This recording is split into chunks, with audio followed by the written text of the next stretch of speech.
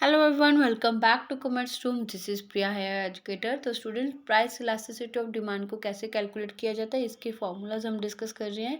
Fourth formula बनता है हमारा आर्क इलास्टिसिटी। इसके अकॉर्डिंग हम अपनी प्राइस इलास्टिसिटी ऑफ डिमांड को कैसे कैलकुलेट करते हैं। तो जो प्रोपोर्शनेट फॉर्मूला है वो तो आपको सबको अब तक क्लियर हो ही क्या होगा। P over Q into delta Q over delta P measure करने के लिए इलास्टिसिटी ऑफ डिमांड कर्व के किसी भी पॉइंट के ऊपर अगर चेंजेस आते हैं, स्मॉल चेंजेस आते हैं प्राइसेस और क्वांटिटी के बीच में, तो उसका क्या इफेक्ट पड़ रहा है। ठीक है, तो क्या इलास्टिसिटी ऑफ डिमांड हो रही है। ये फॉर्मूला हमारी थोड़ी सी हेल्प कर सकता है आर्क इलास्टिसिटी ऑफ डिमांड को समझने के लिए। तो जो प्राइस इलास्टिसिटी ऑफ डिमांड है, इस फिगर नंबर 10 में पॉइंट ए के ऊपर हमने पॉइंट ए के ऊपर हमने इलास्टिसिटी को कैलकुलेट करना है। Due to changes in the prices में चेंजेस आने के कारण दो सिचुएशंस अराइजेज होती है, जो कि है हमारी बी एंड सी।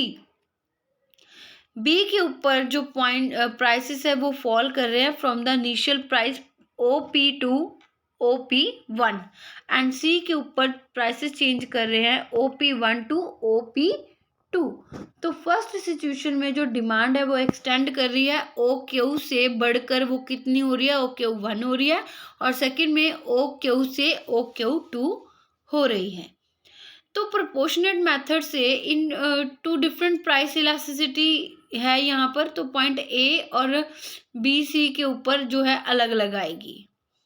ठीक है, अलग अलग आएगी। तो कुछ सिचुएशंस ऐसी होती है जहाँ पर आर्क मेथड है वो ज़्यादा अप्रोप्रिएट माना जाता है। देखो, आर्क क्या है, जो ए और सी के बीच में स्ट्रेच हो रहा है पॉइंट, उसको आर्क बोलते हैं। तो arc elasticity is the elasticity at the midpoint of an arc of a demand curve। Demand curve का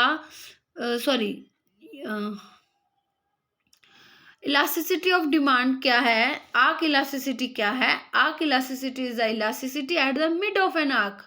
आर्क के मिड में जो इलास्टिसिटी है उसको हम आर्क इलास्टिसिटी बोलते हैं। जब दो सेपरेट पॉइंट्स को, डिमांड कर्व के दो सेपरेट पॉइंट्स को कंप्यूट किया जाता है, इलास्टिसिटी कंप्यूट की जाती है, उसको आर्क इलास्टिसिटी बोलते हैं। इस फॉर्मूला के साथ हम इसको सॉल्व कर सकते हैं। फॉर्मूला हमारा ये है कि हमने माइनस का साइन लगाना नहीं भूलना, और साथ में ये हाफ लग रहा है। ठीक है, तो हमारा फॉर्मूला है delta Q over Q1 plus Q1 plus Q, उसका हाफ, उसको डिवाइड करना है delta P over P1 plus P2, दो पॉइंट्स के मिड में करना है ना हमने, तो उसका एवरेज। ठीक है, अब इसको सॉल्व कर लेते हैं। जब हम सॉल्व करेंगे, ये डिवाइड का साइन है, जब हम इसको मल्टीप्लाई करेंगे तो ये वाली चीजें हैं जो वो रिवर्स में चली जाएंगी। जो नीचे वाली है वो ऊपर चली जाएगी, ऊपर वाली नीचे आ जाएगी। तो कुछ इस तरह से हमारे पास ये बनकर आ गई है। 1/2 इंटू P1 प्लस P2 ये ऊपर चला गया, और डेल्टा P है जो वो नीचे आ गया। ठीक है, अब ये जो डेल्टा क्यू है ये कैसे कैलकुलेट करते हैं, ये कैलकुलेट करते हैं हम क्यू नया वाला Q1 और माइनस क्यू पुराने वाले क्यू को, चेंज होता है ना, चेंज को माइनस करके कैलकुलेट करते हैं। अब हमने यहाँ पर उस सही में लिख दिया कि ये चेंज कैसे आया, Q1 minus Q divided by half Q1 plus Q. सारा सॉल्व कर लो, तो हाफ के साथ हाफ कैंसिल हो गया, तो बाकी लेफ्ट ओवर हमारे पास ये बचा Q1 minus Q over Q1 plus Q into P1 plus P over P1 minus P। ठीक है, तो ये कुछ इस तरह से हमारे पास बचा है। अब इसी को हम एक एग्जाम्पल के साथ समझते हैं। सपोज कि जो प्राइस है आइसक्रीम का वो 4 रुपीज़ है, और जो क्वांटिटी डिमांडेड है वो कितनी है, वो है 1 यूनिट। एक ही यूनिट ले रहे हैं 4 रुपए में। अगर प्राइसेस फॉल कर जाते हैं, 2 रुपए में आ जाते हैं, तो जो डिमांड है वो एक्सटेंड होकर 4 हो जाती है। एक से कितनी हो गई, 4 हो गई। ओके, तो जो फॉर्मूला हमारे पास ये वाला है, इसमें ये वाला फॉर्मूला, इसमें हमने सारी वैल्यूज फिल कर देनी है। Q1 कितनी आएगी 4, Q कितनी आएगी 1, पहले माइनस होगी फिर प्लस होगी। P1 पहले कितनी थी 4, अब कितनी है 2। तो इस तरह से हमने सारी सॉल्व करके कैलकुलेट कर लिया ये हमारे पास कुछ इस तरह से रिजल्ट दिखा रहा है। ये आ रहा है हमारे पास, सॉल्व करके देखो,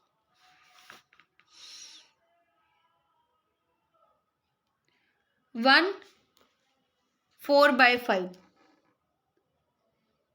तो ये हमारी जो इलास्टिसिटी है ग्रेटर देन 1 हो गई। ठीक है, अगर हम इसी को एक और एग्जांपल के साथ सॉल्व करके देखते हैं, in this case the price elasticity of demand of ice cream is greater than unity. अब सपोज करो कि जो इनिशियल आइसक्रीम का प्राइस है वो 2 रुपीज़ है और जो क्वांटिटी डिमांड कर रहे हैं वो 4 कर रहे हैं। अगर प्राइसेस चेंज हो जाते हैं, नए प्राइसेस है 4 हो जाते हैं और न्यू डिमांड 1 हो जाती है, रिवर्स में कर दिया पूरी स्टेटमेंट को, तो आपकी जो इलास्टिसिटी ऑफ डिमांड है वो कितनी आएगी? तभी भी ये सेम आंसर ही दिखा रहा है। तो ये लोग कह रहे हैं कि आर्क इलास्टिसिटी, आर्क मेथड के द्वारा अगर हम प्राइस इलास्टिसिटी को कैलकुलेट करते हैं तो वो सेम ही रहती है। इन दोनों केसेस में हमने देखा सेम है, ग्रेटर देन यूनिटी है। तो ये क्लियर हो गया। ओके, अगर यही, अच्छा, आर्क इलास्टिसिटी क्या कह रही है? If the prices of the goods raises or falls in the same ratio, और सेम रेशो का मतलब है जितने प्राइसेस में चेंज आ रहा है उतना डिमांड में चेंज आ रहा है, जितना डिमांड में चेंज आ रहा है उतना ही प्राइसेस में चेंज आ रहा है। तो पहले प्राइसेस में जो भी चेंज आएगा वो सेम रहेगा। सेम रेशो में अगर चेंज आता है तो हमारी जो इलास्टिसिटी ऑफ डिमांड है वो सेम रहने वाली है।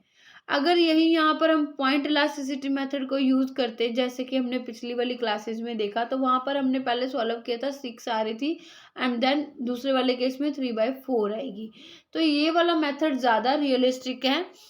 अगर सेम रेशो में प्राइसेस चेंज हो रहे हैं, डिमांड वगैरह चेंज हो रही है सेम रेशो में, देन आपकी जो इलास्टिसिटी है वो सेम रहने वाली है अलग अलग केसेस में।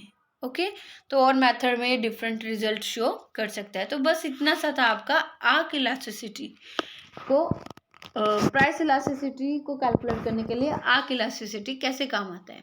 थैंक यू स्टूडेंट्स, मिलते हैं हमारी नेक्स्ट क्लास में।